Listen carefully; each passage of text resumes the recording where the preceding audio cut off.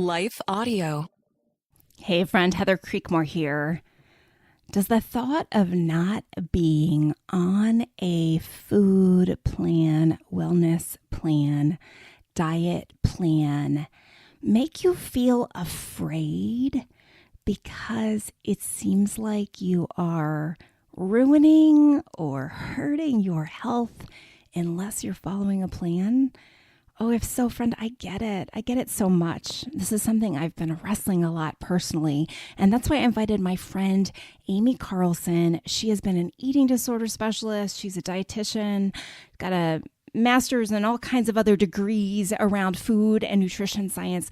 I invited her on today so we could talk about the reality of why do we feel like we have to have a plan in order to be healthy, and how should we be relating to food? Oh, friend, this is so nuanced. If thinking about not having a plan gives you a lot of anxiety, feel free to go get some more help. Amy, as you'll hear, didn't want to answer some of my questions in black and white terms because of our dear precious friends who have had eating disorders or maybe in an eating disorder, disordered eating right now. So there is help for you if you need it. But friend, I think every one of us will be encouraged by this conversation and Amy's really helpful expert opinion on food and plans and how maybe we've been trained all wrong from the very beginning as we think about really where we learned to track calories and where we learned what's healthy and not healthy. Oh, friend, it's such a mixed bag. It's going to help you. And if you're a mom or grandma, it's going to help you relate to your kids better around food as well. Hey, share this episode with a friend or maybe a teacher or maybe a gym class teacher or a health teacher that you know who maybe needs a little bit of a fresh perspective. And hey, if you aren't free with food because of your body image issues, I want you to join us on the 40-day journey. It's coming January 7th. Go to improvedbodyimage.com and sign up or learn more.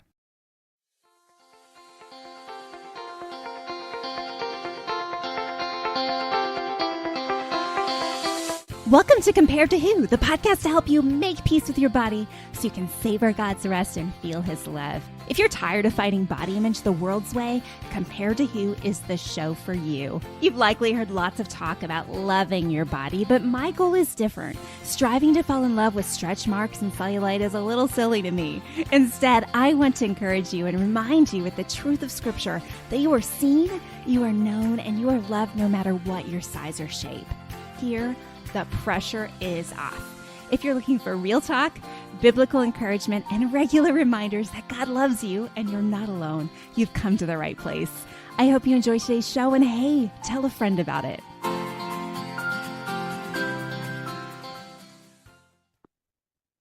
Amy Carlson, welcome to the Comparative Show again. Thank you for having me, Heather, again. Sorry, I couldn't get to a live audience this time, so it'll just be you and me chatting. Fun. We need to do that again. Yeah, we need to do that again. I kind of forgot about that too. But hey, I wanted to talk to you because you are an expert on food things. I like to think so. yeah. You know what? You only have 30 years of Long time. experience. And actually, I was thinking this is a little bit of an aside, but really dietitians and people who've done the postgraduate work that you've done, you have more expertise and training around food than someone who went the traditional route as a medical doctor or even a nurse, correct? I mean, yeah, a lot more. Yeah, for sure. So it is interesting to me that when we think about the question we're going to kind of start by tackling today, it's I think the heart behind most of the people I talk to is I just want to get it right with food. I'm worried I'm not getting it right with food. How can I get it right with food? Don't I have to be on a plan to get it right with food? And so I just want to kind of from the get-go establish your credibility and authority in this, because I do feel and this is, I've got a whole family full of doctors. So this is no disregard or shade thrown at doctors in any way. But I feel like people are even getting bad nutrition advice from their doctors. And so I just, from the get-go, I just want to establish you've studied and practiced this for a long time. I have studied, yes, and practiced it. And I kind of would like a whole family full of doctors. I don't have a whole family. You You know, know what? I have a family full of teachers, and so they uh, all think I'm the doctor. They all think, okay. uh-huh. That's awesome. Yeah, it was really helpful if you needed, like a sports physical filled out or Yeah. like just needed something random and you didn't want to go to the doctor. That's how I grew I up. love But that. I really do but love that.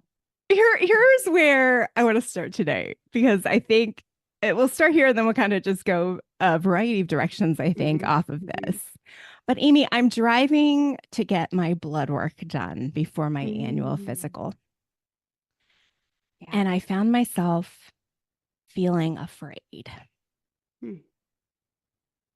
Not because I have symptoms, not necessarily because I'm like I feel bad and the blood work's going to show something awful. Like not that, Hmm. but because I haven't been on a quote unquote food Mm. plan for several years now. And it was like all of the messaging of culture, diet culture, right? Instagram.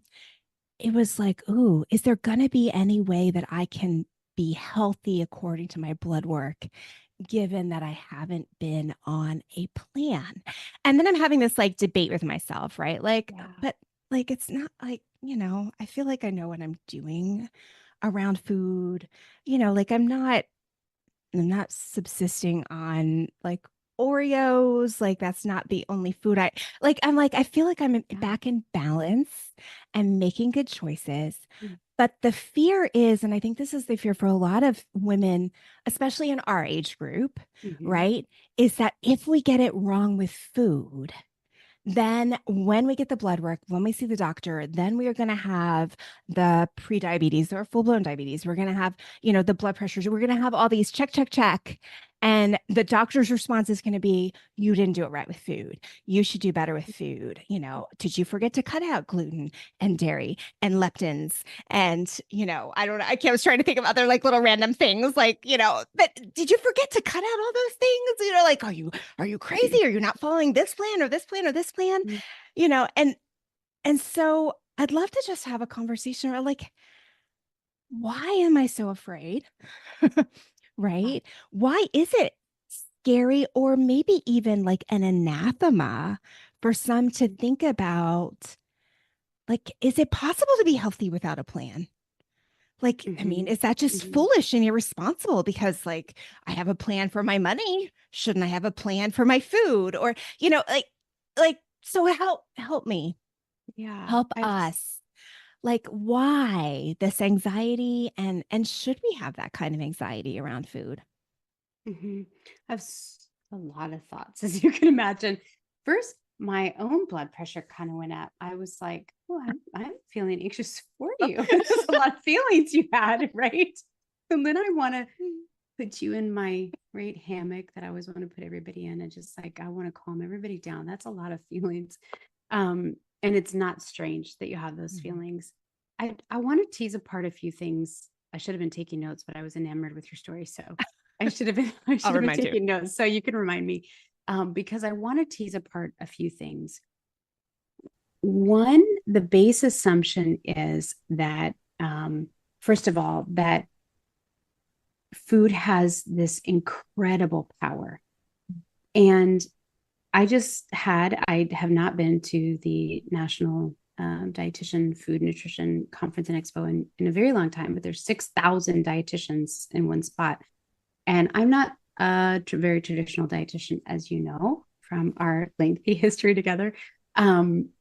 But I was astounded at the brilliance in so many of these speakers. I was like, wow, dietitians are collectively very smart. They're very smart and they fill a really kind of niche kind of space in the allied health. It's like they're a cross rate between, it's like they carry that medical piece. They know how to read labs and order some tests. And again, a dietitian can be somebody who works in NICU, they're working with preemie babies, and it could be me working with eating disorders. It could be somebody working with a, renal diagnosis or that. And so I want you to see that connection there. Mm. All of those things have to do with food and health, right? So if a baby comes out as a preemie, a dietitian calculates, right, what that little tube feed is and how do we nourish that baby to get their health back, right? If I have renal disease, if I've been diagnosed with renal disease, kidney disease, and I meet with a dietitian, the dietitian is going to say, hey, given your disease state, here's a way that we address the nutrition piece to help alleviate some things from your kidneys. If you have diabetes, hey, if it's type 2, it's one thing. And if it's type 1, hey, you don't have any insulin. So we have to understand the role of nutrition in diabetes. And so that's one of the reasons that it makes a lot of sense that you have the feelings you're having. If I'm going to get labs done that are just standard labs, and by the way, our labs change, right, throughout our lifespan and during different seasons for sure. But if I do, and I'm feeling anxious, if I have labs that are, whatever, unsettling in one way or another, it would make sense because of what I just said that we would connect. Okay, so instead of saying now what could I do here, right, that would promote health in this way, we're saying I must have done something wrong. Mm-hmm. Not only that, we are being, blasted with information 24/7. And I know I've told you before, I'm not on social media. I'm not on any of that because, well, my brain could not handle that. But our kids are, and most of us as adults are getting inundated with, when I look at any of my family members' social media, I'm like, I need an eye lift. I need a boob lift. I need this supplement. And I'm enamored. I'm like, maybe I do. I don't know. What am I supposed to be making kale soup now? For sure. There's something with a butternut squash. Now we're in butternut squash territory because it's fall. So I know I'm supposed to be making something with butternut squash, right? It's like, whoa, it's overwhelming. So the fact that you had anxiety for one is, I don't think that's strange at all. Mm-hmm. I think the underlying assumption is that if my labs are off, I've done something wrong. If my labs are off, I've done something wrong. Yeah. And I just want that to be the first thing we settle. I can be living life, just eating normally, listening to my hunger and fullness, be in just kind of my natural weight. I can move all those things, and I can hit 50 and my labs show something. I have always had elevated lipids. I have a family history of that. You walk around with me, you're like, hey, she's not really eating that you would suggest elevated lipids. The doctor's always like, everything else looks great, you're fine, whatever. But if you just looked at my lipids, you would be like, hey, what? Amy Carlson, what are you doing over there? Right? Because the assumption would be I'm doing something wrong. Yeah. So it makes sense. I want to just underline that with, is it possible that I'm not doing anything wrong and I still could have, right, a shift in my labs? Mm-hmm. Number two, there are incredible doctors. There are wonderful, wonderful doctors. They get very, very, very little information. In fact, the opening keynote speaker at our 4-day dietitian conference was a doctor who's brilliant, amazing. Really, the whole thing was on food insecurity and the big theme of it. But he said, and another doctor who gave a message said, hey, you need to know we get almost none, almost very, very little, and we're winging it. Mm-hmm. We're winging it, right? So, but most of the people in our lives, especially older, right, like us and older, would go to a doctor and assume whatever they say is right. Mm-hmm. And let me just tell you, doctors generally give nutrition advice as the first line of defense for something that they see, right? Like, okay, you need to cut this out, or you need to do this. They have, if I were to say, hey, can you actually tell me why? Like, if they were to tell me that, and I would say, can you give me some research that just suggests that, right? Or some recent literature, or, what affects our health? One of the biggest promoters of health is community. And a doctor's not saying, hey, tell me about who you're living life with. Do you have friends? Do you have Yeah, friends? right, What are you doing for like, hey, when you say you're going walking, is that with somebody who knows your life? right, That's not a question. I mean, right, maybe in some really great physician's office that's happening, but that's a bigger predictor of health than food right. even. Yeah, That's a big deal. yeah, That's a big deal. So if we start with a baseline assumption, maybe I've gotten, maybe there's something I can look at and say, hey, I've gotten into, you heard me talk about getting in my habit of right drinking yummy big old coffees every day, that maybe it's like, okay, maybe I should, is that, do I need that? What do I have instead of there? What's happening there? I might ask mm, myself. But in general, what if my assumption was I am curious about how my health is? Not mhm, only that, labs are one piece of the puzzle. mm. So I'm curious, if you got your results back. You don't have to tell us, I haven't but yet. you haven't yet. Oh, I'm I was kind of excited. hoping I Good. would before this call, but I I'm haven't yet. super They'll excited probably come as soon because as I hang up. they will come with some all labs within normal limits, labs within normal limits, lab within normal limits, right? And here's the other thing, labs within normal limits, if you're having symptoms, a lot of Mhm, times that doesn't mean anything too, right? Like, right, hey, these labs might be indicative of you're anemic, even though it doesn't say you are. Or right, so we're the expert on our body. right. We're the expert on our body. And you and I have had this conversation before, and I would love to just kind of linger there, is that we lose faith and trust in our body very early on. So Mhm, we're outsourcing it. mm, We're outsourcing it. You're driving to the doctor, outsourcing, like they're the authority. They get to mhm, say whether I'm right, taking care of my health or not. right. Isn't that strange? Yeah. How did I outsource, like rather than me saying, I just said to a client earlier this morning, she's battling, with feelings of relapse. And this person said I looked okay. And I don't understand. And I looked at her and I said, baby, are you okay? Mm, Are you okay? yeah, And she said, no, I am not. yeah, She's the authority. She right, got to tell me I'm not doing okay. Well, that's yeah, that. Oh, there's some trust being built there. right. I can say I'm not doing okay. So Mhm, if you're driving, let's put you back in the car. mhm, You're driving to the doctor. Are you doing okay? mhm, Right? When you ask yourself that, yeah. does that change kind of the narrative at all? Yeah, but I mean, as I think about my story, and I think that like we just did a couple episodes on this within the last month, I think I gave my agency away, Yeah. or never had agency, if you will, Yeah. just in my family, right? Like Mm. mom told me whether or not I was eating okay and Oh, doing okay, yeah. right? And Oh. so then I think, now, okay, I've worked through mom issues and, goodness gracious, I'm Mhm. 50. So hopefully I'm not still Yeah. looking to mom to see, although I do, I mean, I shouldn't even say that in the tone I said that in, because I do talk to many women that I think are still at my Yes. age, at our age, right? Still saying like, mom, am I okay? Maybe not Absolutely. consciously, but Mhm. subconsciously, like, if Mhm. mom says I look good, then I look good. If mom says I'm doing good, that kind of thing. Yeah.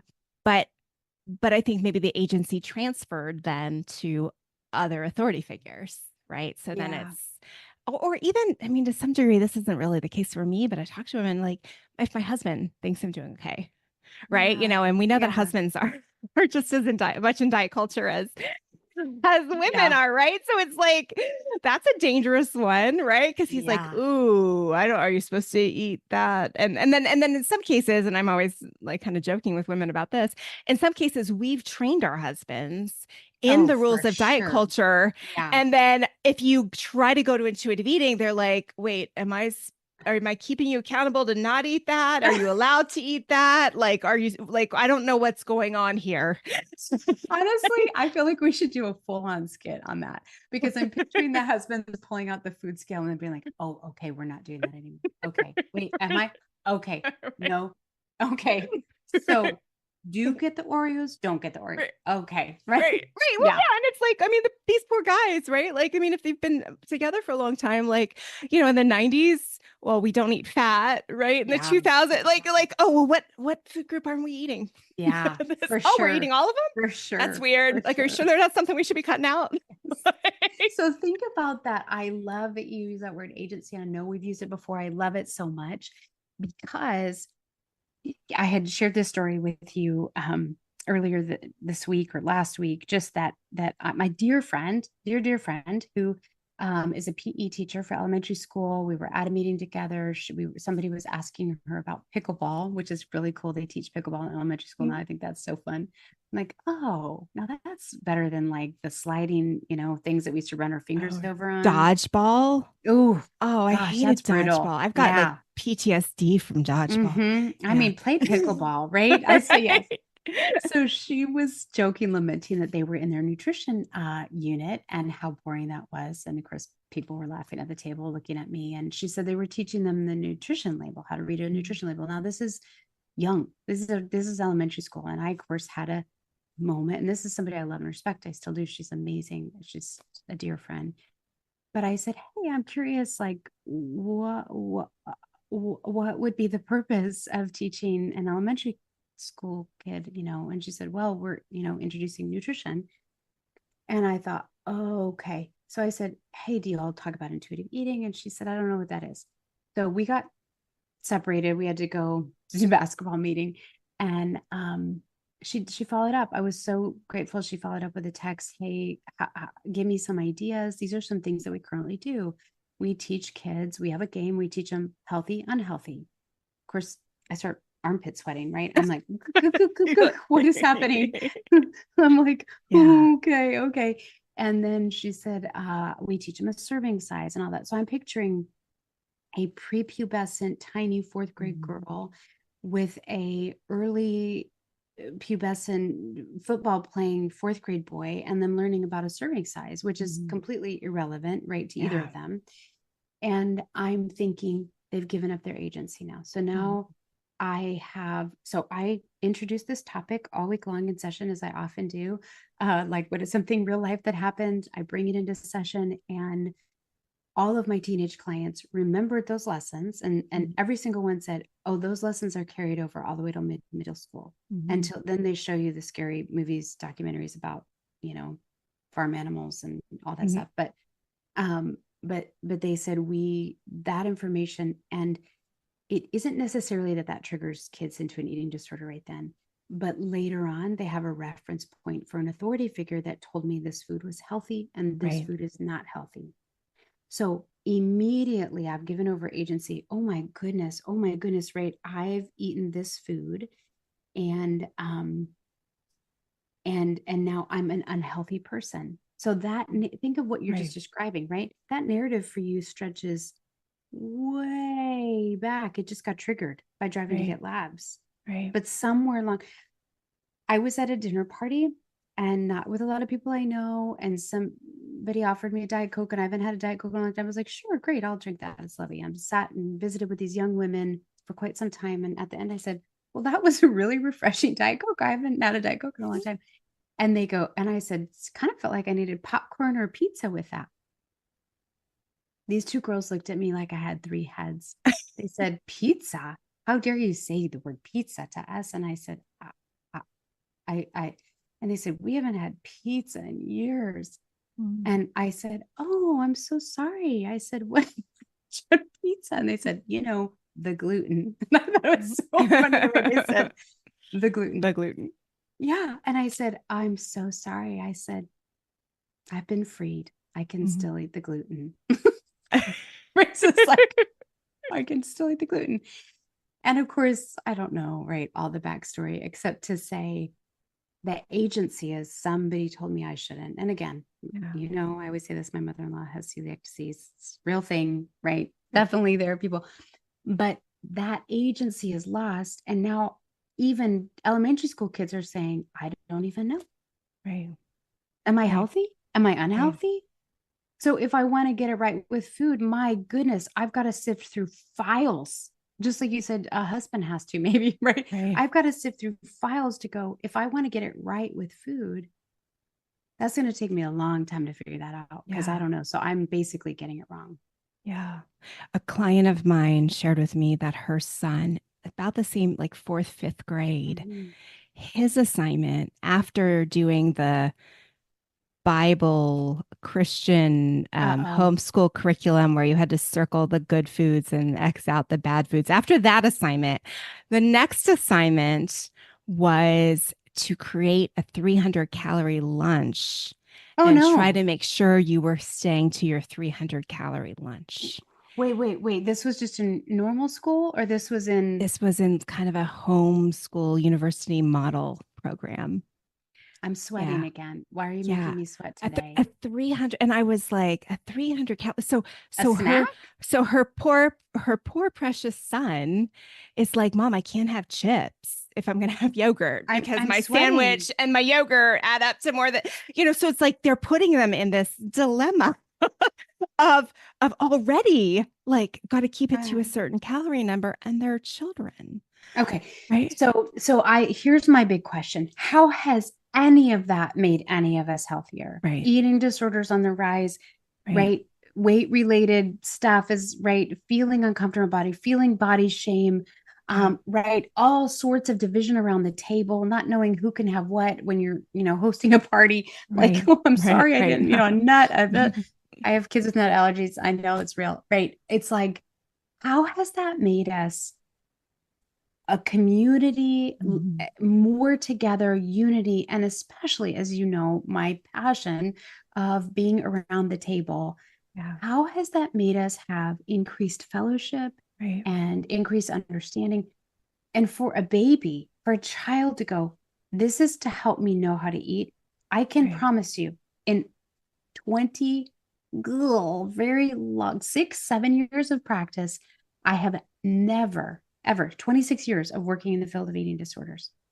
I have never had somebody say, well, it was super helpful for me to learn early on that such and such. Right, right, That's how I knew, right, how to listen to my body. And what is it like to say to a group of elementary school kids, guys, here's our assignment. I want you guys to go home and talk to your family, your parents, your grandmas, anyone, your dad.